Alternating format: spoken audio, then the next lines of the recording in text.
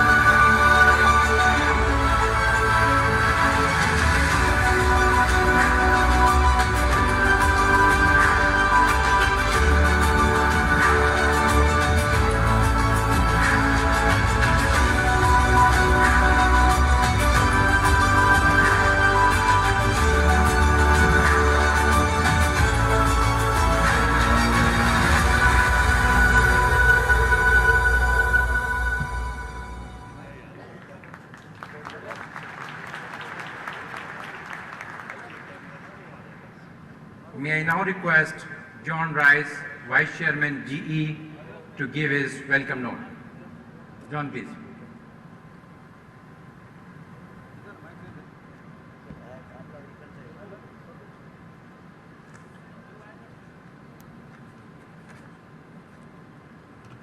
Mr. Prime Minister, distinguished guests, ladies and gentlemen, thank you for gracing today's occasion with your presence.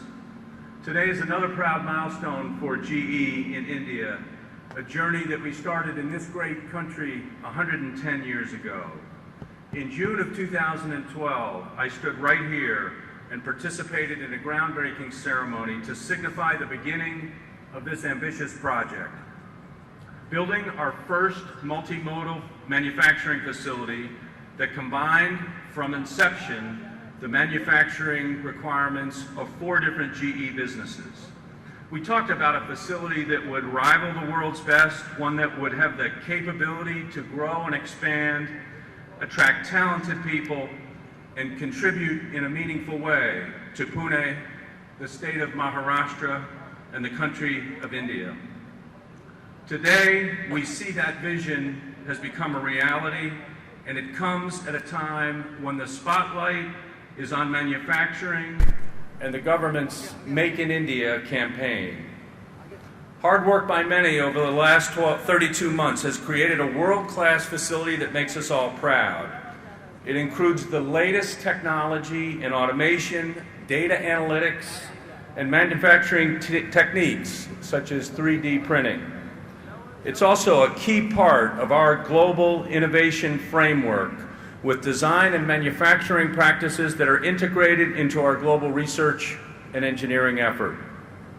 Beyond the beautiful buildings and great work here performed, there is a team of domestic suppliers and some 3,000 of their employees who provide the majority of the material input in accordance with our exacting global standards. Our respect for and support of diversity is evident in the makeup of the Pune team, 25% of whom are women, including a large number of engineers. We do this because it's right and because it adds to our competitive advantage. We chose Pune because we thought we could find great people, and we have. Their ability to do great work and learn and grow will be our competitive advantage, and it will ensure that we take full advantage of future expansion opportunities here.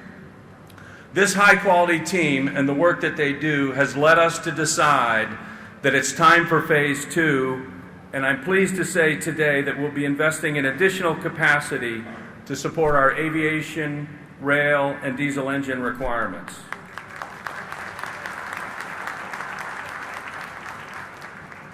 Across India, our 13,000 employees, 40% of whom are in technical positions, are partnering with some of India's leading companies and working hard every day to address critical infrastructure needs here and for the rest of the world. We innovate in healthcare, in aviation, rail, and energy with products and partnerships across India to find affordable local solutions that meet the needs of the people of India and the global community. Mr. Prime Minister, we're thankful to the Government of India, the State of Maharashtra, for the support that we've received. I'm proud of Benmali Agrawala and the GE team for their leadership and hard work that made today possible. And I'd also like to acknowledge our partners and suppliers who work to meet our standards and exceed our expectations. Thank all of you for being part of this day as we celebrate accomplishments and new possibilities for GE in this great country. Thank you.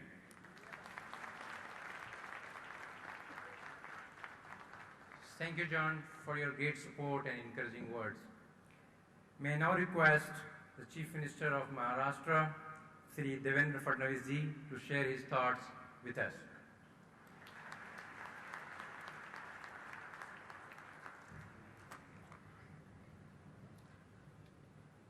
आदरणीय प्रधानमंत्री जी, हमारे राज्यपाल Shri Vidyasagar Rao ji,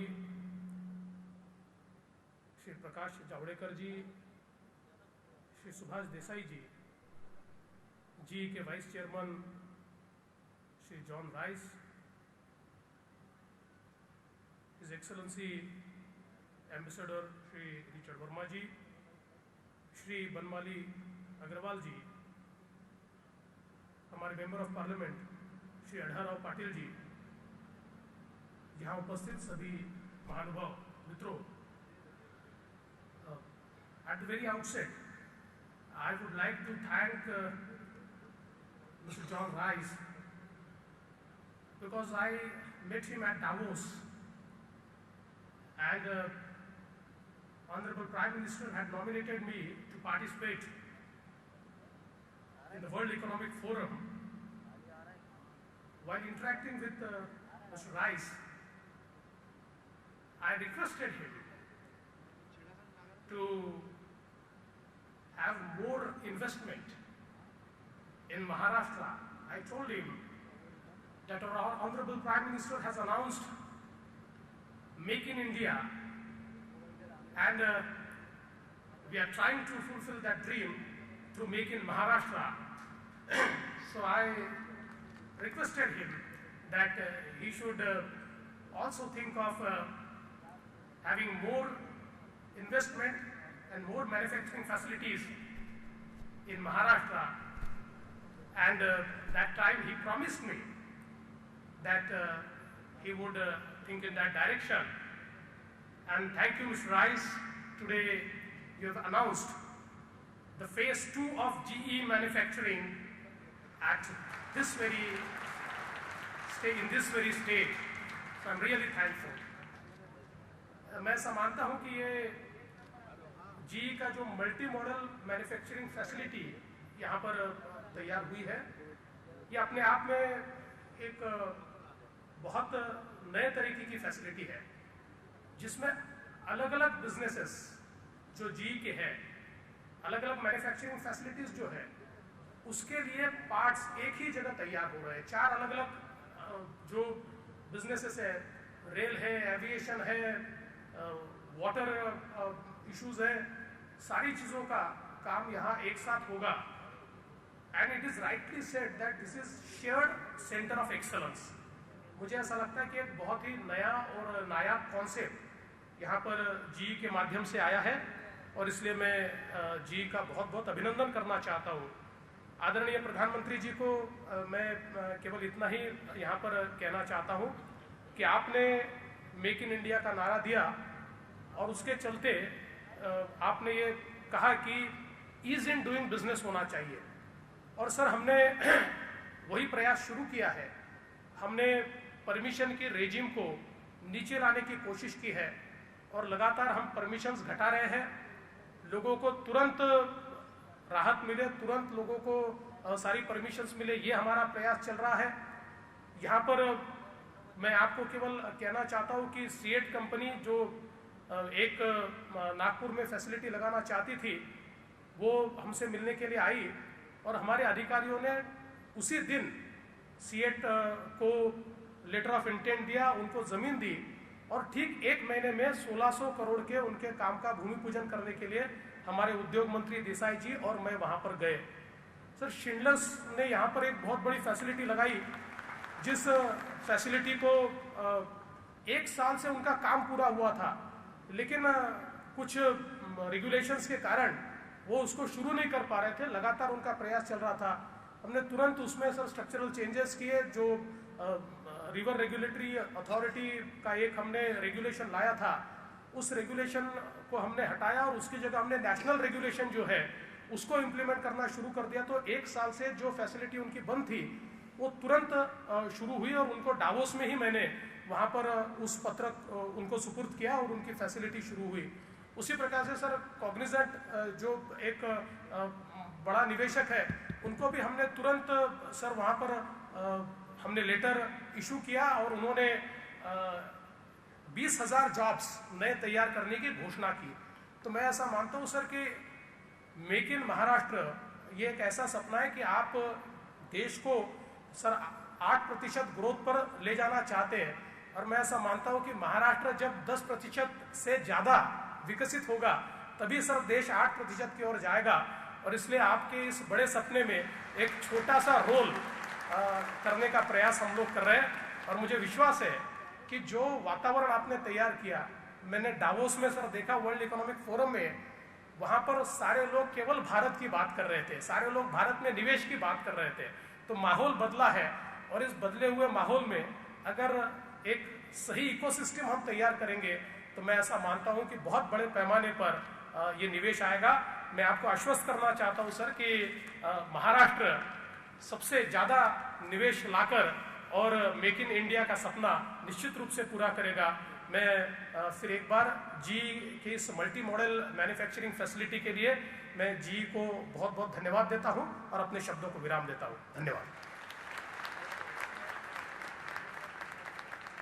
Thank you, Sri Devendra Fadnavis ji, for sharing your perspective and encouraging words. May I now request the Prime Minister, Sri Narendra Modi ji, to unveil the plaque and mark the inauguration of our multimodal facility. I also invite all the dignitaries to join the Prime Minister.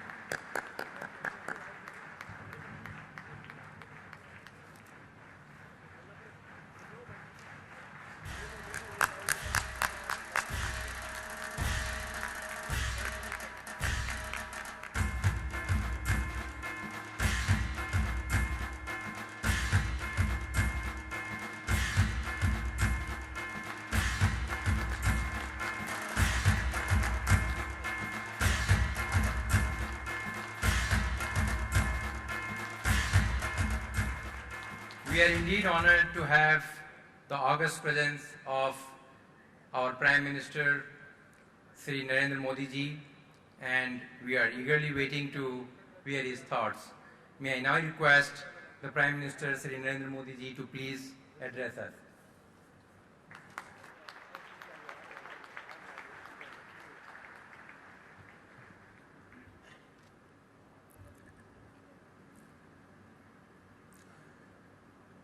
Maharashtra के राज्यपाल श्रीमान विद्यासागर राव, यहाँ के लोकप्रिय मुख्यमंत्री श्रीमान देवेंद्र जी, US ambassador श्रीमान Richard Verma, केंद्र में मंत्रिपरिषद के मेरे साथी श्री प्रकाश जावड़ेकर जी, राज्य सरकार में मंत्री श्रीमान सुभाष देसाई जी, श्री गिरीश बापट जी, यहाँ के सांसद श्रीमान धनराव पाटिल जी और ग्लोबल जी के vice chairman, president and CEO Shri John ji Rice ji, South Asia के president and CEO Shri Banmali Agrawal ji, उपस्थित सभी महानुभाव, उन्होंने आग्रह किया था कि पुणे में हमारा यूनिट का एक्सपांशन हुआ है, आप आइए। आज वैसे भी मेरा महाराष्ट्र आना था, तो मैंने कहा ठीक है मैं आता हूं, मैं देखना चाहता हूं। मैंने आज state of art facility manufacturing sector में कैसी हो सकती है, आधुनिक इंडस्ट्रियल इंफ्रास्ट्रक्चर कैसा हो सकता है, आधुनिक टेक्नोलॉजी का कैसा रोल हो सकता है, उसे आज मैंने प्रत्यक्ष देखा है।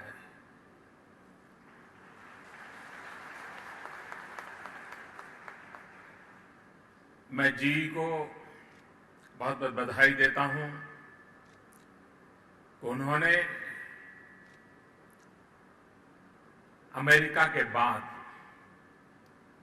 भारत में ये सबसे बड़ा प्रोजेक्ट प्रारंभ किया है और आज उन्होंने और अधिक आगे बढ़ने की घोषणा भी की है। मेक इन इंडिया के हमारे मिशन में आपकी ये घोषणा अवश्य एक नई ताकत के रूप में उभरेगी। मैं आपको बहुत बहुत बधाई देता हूं और मैं आपको विश्वास दिलाता हूं कि विकास के क्षेत्र में भारत के नौजवानों को रोजगार देने के क्षेत्र में, औद्योगिक विकास के क्षेत्र में मेरा सबको निमंत्रण है कि आइए, भारत में विकास की अपार संभावनाएं हैं और भारत के विकास में आपका विकास भी जुड़ा हुआ है। और आज ग्लोबल इकोनॉमी के जमाने में, कॉम्पिटिटिव वर्ल्ड के जमाने में, मैं दुनिया के उद्योगकारों को विश्वास दिलाता हूं कि भारत एक ऐसी उर्वरा भूमि है, यहां एक ऐसा टैलेंटेड यूथ है कि आप यहां का मैन्युफैक्चरिंग कॉम्पिटिटिव वर्ल्ड के अंदर पूरी ताकत के साथ आप खड़े रह सकते हैं, आगे बढ़ सकते हैं और अधिक आगे बढ़ने की संभावनाओं को वहां पर शिलान्यास कर सकते हैं। इतनी संभावनाएं इस देश में पड़ी हुई है।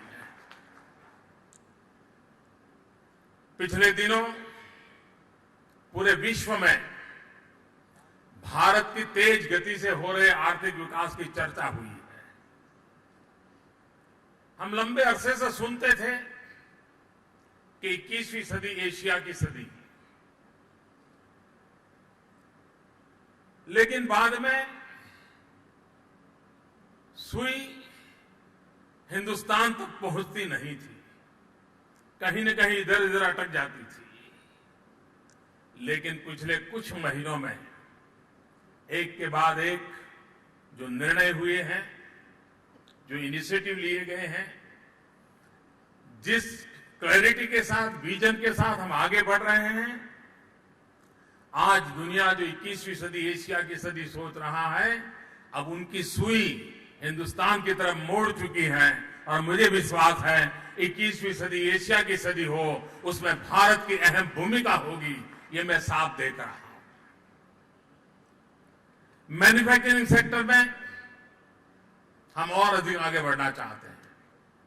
अभी अभी भारत की जीडीपी के जो फिगर्स आए हैं 7.4%, और दुनिया के गणमान्य आर्थिक जगत के लोगों ने लिखा है कि आज विश्व में सबसे तेज गति से आगे बढ़ने वाली इकोनॉमी है तो वो इकोनॉमी हिंदुस्तान की है।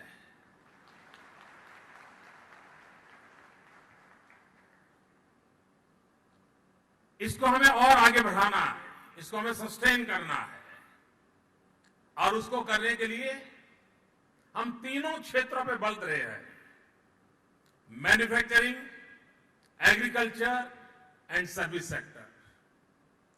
मैन्युफैक्चर में भारत में अपार संभावनाएं पड़ी है। हमारे पास डेमोग्राफिक डिविडेंड है। 65% पॉपुलेशन 35 से नीचे की एक ग्रुप की है। जिस देश के पास इतना युवा धन हो, वो देश हिंदुस्तान को धनवान बनाने में कभी भी पीछे नहीं रह सकता है। ये ताकत हिंदुस्तान के युवा धन में है।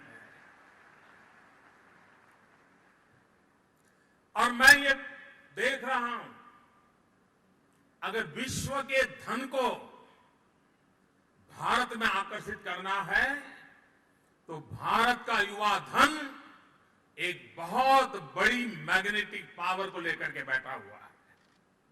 हमारी युवा धन का मैग्नेटिक पावर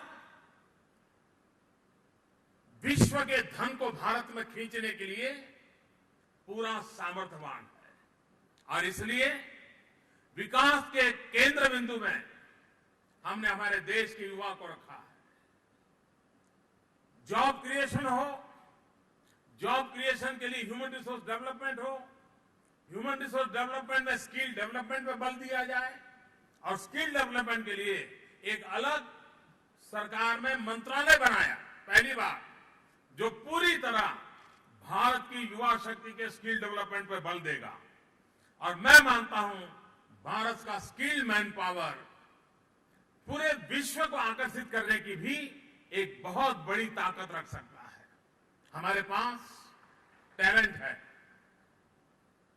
और मैं मानता हूं कि भारत के नौजवानों के पास वो टैलेंट है जो दुनिया की टेक्नोलॉजी को आकर्षित करने की ताकत रखती है। दुनिया इस बात को जानकर के हैरान हो गया।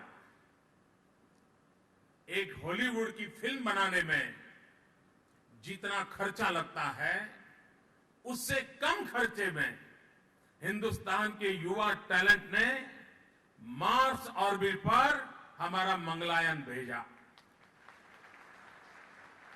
हॉलीवुड फिल्म से भी कम खर्चे में। दुनिया ये जानकर के हैरान हो गई। और ये हमारे टैलेंट के नतीजे हैं। इस टैलेंट के आधार पर हम विश्व को, इस टैलेंट और उनकी टेक्नोलॉजी, इन दोनों का मिलन हो जाए तो विन विन सिचुएशन बनेगी, और हम नए मिरेकल को प्राप्त कर सकते हैं, और उस दिशा में हम बल देना चाहते हैं। कभी कभार शासन के निर्णय जब स्पष्ट होते हैं और दुनिया में कोई भी व्यक्ति भरोसा कर सकता है, प्रिडिक्टेबल हो, तो विश्वास करेगा। हमारी कोशिश रही है कि हमारी व्यवस्थाओं के संबंध में, हमारे कानूनों के संबंध में, हमारी योजनाओं के संबंध में प्रेडिक्टेबिलिटी होनी चाहिए। तब जाकर के कोई भी भरोसा करेगा, हाँ भाई हिंदुस्तान के पास सब है, ये सरकार की सुविधाएं हैं, हम पहुंचेंगे। पिछले दिनों में मेक इन इंडिया के तहत काफी कदम उठाए हैं। अभी देवेंद्र जी बता रहे थे, ईज ऑफ डूइंग बिजनेस के लिए अकेले महाराष्ट्र ने जो इनिशिएटिव लिए हैं, हिंदुस्तान के कई राज्यों को वो प्रेरणा देने वाले हैं। एक समय था Maharashtra industrial development corporation MIDC, जो यहां की सरकार की व्यवस्था है, लेकिन ब्यूरोक्रेसी इस प्रकार से वहां छाई हुई थी, सरकारी कानून नियम इस प्रकार से उस पर कब्जा लेकर के बैठे थे कि सरकारी व्यवस्था में भी किसी को उद्योग लगाना था तो 70-80 परमिशन के लिए 2-2, 4-4 साल तक उसको भटकना पड़ता था। देवेंद्र जी ने आकर के उस परमिशन की प्रक्रिया को 70-80 से कम करके 20-25 पर ला दिया है, और वो मुझे कह रहे थे मैं और कम करने वाला। मैं अभी प्रेसिडेंट ओबामा जब आए थे तो हिंदुस्तान के और अमेरिका के CEO की एक मीटिंग थी, तो उसमें मुझे हॉस्पिटैलिटी इंडस्ट्री की तरफ से उनके एक प्रतिनिधि ने वहां वक्तव्य दिया। उन्होंने कहा था हम हिंदुस्तान में आना चाहते हैं, हम नई नई होटल्स करना चाहते हैं, यहां के टूरिज्म को बढ़ावा मिले हम करना चाहते हैं, लेकिन अगर मैं एक होटल बनानी है तो 110 से ज्यादा हमें परमिशन लेनी पड़ती है, 110 से ज्यादा सरकारी दफ्तरों में हमें चक्कर काटने पड़ते हैं। एक परमिशन लेने में अगर 1 महीना लग जाए तो 110 महीने तो हमारे कागज ही घूमते रहते हैं, और तब हमारी कंस्ट्रक्शन कॉस्ट भी अनेक गुना बढ़ जाती है, और तब जाकर हमने जो प्रोजेक्ट नहीं सोचा होता है वायबल नहीं रहता है। कम से कम इसके लिए तो कुछ सोचिए। ये सुनने के बाद मैंने संबंधित लोगों से बात की, और मुझे आज खुशी है कि देवेंद्र जी मुझे बता रहे थे कि हॉस्पिटल इंडस्ट्री के लिए जो 110-120 परमिशन थी उसको कम करके हम 20 पर ले आ रहे हैं। गुड गवर्नेंस ये डेवलपमेंट की गारंटी होता है। ईज ऑफ डूइंग बिजनेस किसी को भी आगे बढ़ने के लिए अवसर देता है, और भारत को नई ऊंचाइयों पर ले जाने के लिए हम उस पर बल देना चाहते हैं। आने वाले दिनों में औद्योगिक विकास में हम नई ऊंचाइयों को पार करें। GE के मित्र, मैं भी पूछ देख रहा था, मैंने उनसे कहा कि हमारे यहां विकास की कल्पना जल, थल और नभ तीनों को लेकर के होती है। हमने कहा आप थल में तो है, नभ में भी है, लेकिन जल में नजर नहीं आ रहे हैं।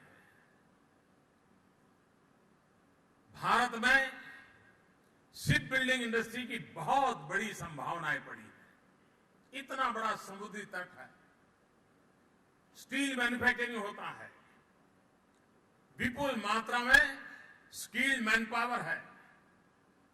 अगर हम शिपिंग के इंजन बनाने की दिशा में अगर तेज गति से आगे बढ़ते हैं तो शिप बिल्डिंग की भी संभावनाएं बनती हैं, और हमारे समुद्र तट के सभी राज्यों के नौजवानों को रोजगार की नई ताकत मिलती है। और दूसरा मैंने इनसे कहा है कि आप यहां पर से कंपोनेंट बनाते हैं, पार्ट बनाते हैं, और फाइनल प्रोडक्ट बाहर बनता है। अब भारत डिफेंस के क्षेत्र में बहुत बड़ी ताकत से आगे बढ़ना चाहता है। डिफेंस मैन्युफैक्चरिंग की बहुत संभावना है हमारे यहां। भारत स्वयं में अपने आप में एक बहुत बड़ा बायर है, लेकिन at the same time third world countries को हम बहुत कम दाम में डिफेंस इक्विपमेंट एक्सपोर्ट कर सकते हैं। ये जो संभावनाएं है उसको लेकर के भारत सरकार ने इनिशिएटिव लिया है। डिफेंस मैन्युफैक्चरिंग में 49% FDI के लिए हमने निर्णय किया है। GE के पास वो संभावनाएं पड़ी हैं, वो उसमें आगे आए, और भी डिफेंस के क्षेत्र में काम करने वाले लोगों को हम लाना चाहते हैं। पुणे एक प्रकार से एजुकेशन का भी हब बना हुआ है। वहां के इंजीनियरिंग कॉलेज में डिफेंस रिलेटेड इंजीनियरिंग के कोर्सेज शुरू हो, ताकि अच्छा मैन पावर तैयार हो, डिफेंस मैन्युफैक्चरिंग के लोग पुणे के आसपास आए, और यहां की जो इंजीनियरिंग कैपेबिलिटी है, इन दिनों एक प्रकार से पुणे डेट्रॉइट ऑफ इंडिया के रूप में उभर रहा है। वहां इंजीनियरिंग कैपेसिटी है। इसको हम किस प्रकार से आगे बढ़ाएं, और ये अगर हम आगे बढ़ाते हैं तो आने वाले दिनों में मुझे विश्वास है कि हम डिफेंस के क्षेत्र में बहुत आगे बढ़ सकते हैं। रेलवे, यहां लोकोमोटिव का काम हो रहा है, लेकिन हम चाहते हैं कि भारत रेलवे में सेल्फ सफिशिएंट बने, हमारी रेलवे टेक्नोलॉजी में हम अपग्रेड हो, हम रेलवे को विस्तार भी करें, रेलवे की स्पीड भी बढ़ाएं, और रेलवे सिर्फ यातायात का साधन नहीं, रेलवे भारत की इकोनॉमी का ड्राइविंग फोर्स बन सकती है। उस रूप में रेलवे इंफ्रास्ट्रक्चर को ले जाया जा सकता है। उसके मैन्युफैक्चरिंग के लिए भी बहुत सारी संभावनाएं पड़ी हैं, उसको भी बल देने का प्रयास हम करना चाहते हैं। और मैं ये विश्वास से कहता हूं कि भारत आने वाले दिनों में अपनी युवा शक्ति के बल पर, टैलेंटेड मैन पावर के बल पर, मैक्सिमम रिसोर्स का ऑप्टिमम यूटिलाइजेशन के माध्यम से हम हमारी इकोनॉमी को एक नई ऊंचाइयों पर ले जाना चाहते हैं। और मुझे विश्वास है, चाहे इंफ्रास्ट्रक्चर का क्षेत्र हो, चाहे मैन्युफैक्चरिंग का क्षेत्र, हम फेज 2 पर पहुंचना चाहेंगे और ग्लोबल कॉम्पिटिटिवनेस में हम आगे बढ़ पाए, उस दिशा में जाएंगे, तो भारत का नौजवान विश्व में आर्थिक विकास की दुनिया में अपनी एक अहम भूमिका निभा सकता है। और उस काम के लिए भारत बहुत तेजी से आगे बढ़ना चाहता है। मैं फिर एक बार जी के नए साहस के निर्णयों के लिए भी स्वागत करता हूं, और मैं दुनिया भर के पूंजी निवेशकों को विश्वास दिलाना चाहता हूं कि भारत अपार संभावनाओं से भरा हुआ है, और भारत सरकार उन संभावनाओं को साकार करने के लिए जो भी आवश्यक निर्णय करने की आवश्यकता होगी, उसको करने में तेज गति से आगे बढ़ रही है, जो भारत की इकोनॉमी को आगे लेके जाएगी। मैं फिर एक बार, मुझे यहां बुलाने पर मैं आपका बहुत बहुत धन्यवाद करता हूं, और मेरी आप सबको बहुत बहुत शुभकामनाएं हैं। धन्यवाद। Thank you, Sri Narendra Modi ji. These are indeed inspiring words. Thank you, sir, again. May I now request our President and CEO, GE South Asia, Birmali Agrawala, to give vote of thanks. Birmali. आदरणीय प्रधानमंत्री श्री नरेंद्र मोदी जी, मंच पर बैठे समस्त अतिथिगण, भारत सरकार और महाराष्ट्र राज्य सरकार के वरिष्ठ अधिकारी, वरिष्ठ पत्रकार, मैं जी को अपने सभी साथियों की ओर से आप सभी का आभार प्रकट करता हूं कि आप आज इस महत्वपूर्ण अवसर पर हमारे बीच मौजूद हैं। प्रधानमंत्री जी, आपने भारत को एक नई दिशा और उम्मीद दी है। हमें यकीन है कि आपके समर्थन और प्रोत्साहन से हमारे जैसी कंपनियों का हौसला और बढ़ेगा और भारत प्रगति के मार्ग पर तेजी से बढ़ता ही जाएगा। जीई का प्रयास रहा है और रहेगा कि हम टेक्नोलॉजी को अफोर्डेबल बनाएं ताकि इसका लाभ सभी नागरिकों को पहुंचे। हम महाराष्ट्र सरकार का धन्यवाद करना चाहते हैं कि उन्होंने हमें सहयोग और प्रोत्साहन दिया है। इस मल्टी मॉडल फैसिलिटी की स्थापना स्थानीय समुदायों, उद्योगों, MIDC और सरकार के सहयोग के बिना संभव नहीं हो सकती थी। इस इवेंट के सुगम आयोजन के लिए स्थानीय प्रशासन के सहयोग के लिए उनके भी हम आभारी हैं। मीडिया के हमारे मित्रों, कस्टमर्स और पार्टनर्स का यहाँ मौजूद के लिए हम और उनके भी धन्यवाद करना चाहते हैं। अंत में मैं एक बार फिर आप सभी का आभार एवं शुभकामनाओं के साथ और आपकी अनुमति से इस आयोजन का समापन करता हूं। धन्यवाद।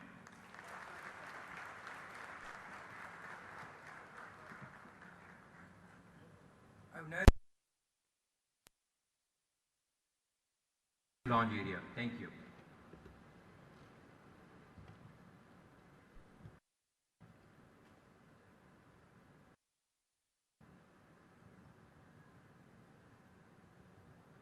When I was little,